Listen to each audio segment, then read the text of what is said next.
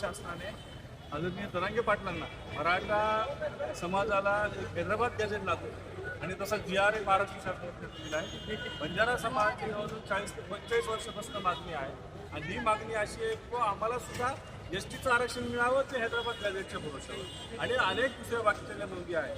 विनंती महाराष्ट्र शासनाला एवढीच आहे की जसं मराठा बांधवांसाठी तुम्ही हैदराबाद गॅजेट लागू केलं त्याचप्रमाणे या बंजारा बांधवाला सुद्धा हैदराबाद गॅजेट लागू करून आम्हाला STचं आरक्षण मिळवण्यासाठी आमचा मार्ग मोकळा करावा. तसा केंद्र शासनाला एक प्रस्ताव द्यावा.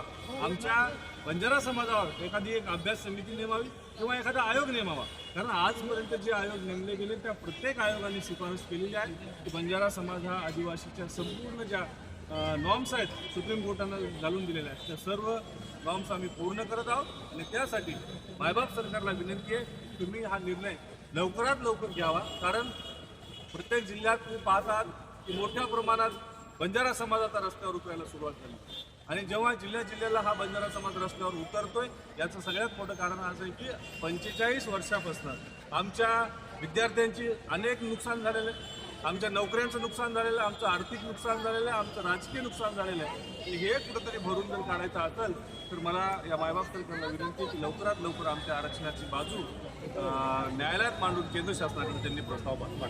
आज काय नेमका मोर्चा कुठून कुठपर्यंत होता आणि काय नेमकं मागणी आहे? महानायक वसंतरावजी नाईक जे या महाराष्ट्र राज्याचे जवळजवळ 11-12 वर्ष मुख्यमंत्री होते त्यांच्या पुतळ्याला हार घालून हा मोर्चा इथून निघून चालत हा मोर्चा जवळजवळ जिल्हाधिकारी कार्यालयावर धडकला आणि या मोर्चाला आज तुम्हाला सांगतो की पुणे जिल्ह्यामध्ये रेकॉर्ड ब्रेक गर्दी होती जी की आजपर्यंतचे सर्व रेकॉर्ड या बंजारा समाजाच्या मोर्चानं तोडलेले आहेत. जवळजवळ 1.5 ते 2 लाखाच्या संख्येनं हा समाज या जिल्हाधिकारी कार्यालयावर धडकला आहे. त्यामुळं मला पुन्हा एकदा तुमच्या माध्यमातून विनंती करायची महाराष्ट्र शासनाला, कारण अनेक वर्षापासून आमची मागणी फक्त आम्ही निवेदन दिले की तुम्ही त्याला केराची टोपली दाखवायची, आम्ही एखादी मागणी दिली की तुम्ही त्याला केराची टोपली दाखवायची.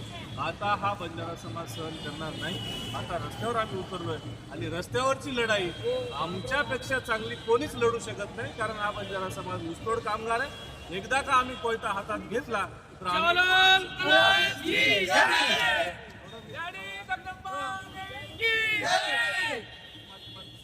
महाराष्ट्र सरकारला मला पुन्हा विनंती करायची आहे की आता हे पांढरं वादळ आता संपूर्ण महाराष्ट्रावर भोगवायला सुरुवात झाली आणि हे पांढरं वादळ त्यांनी अंगावर घेऊ नये. नाही, येणाऱ्या जिल्हा परिषद, पंचायत समिती, महानगरपालिकेच्या निवडणुकीमध्ये या मायबाप सरकारचं काळं पांढरं केल्याशिवाय हा समाज थांबणार.